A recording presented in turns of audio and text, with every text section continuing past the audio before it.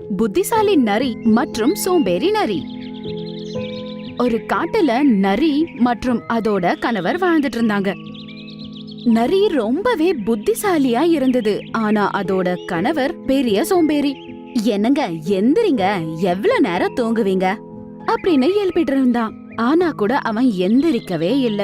என்னங்க, நாம சாப்பாடு தேடி போனோம், நீங்க எந்திரிக்கிறீங்களா இல்லையா? அட, என்ன சொல்லிட்டு இருக்க?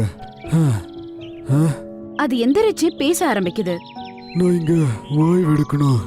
பாத்தியா எவ்வளவு சோர்வா இருக்கேன்னு? மூச்சு கூட விட முடியல. ஆனா நீங்க ரொம்ப நேரமா தூங்கிட்டு இருக்கீங்க, எப்படி டயர்டா இருக்க முடியும்? தூங்கிக்கிட்டு தான் இருந்தேன்.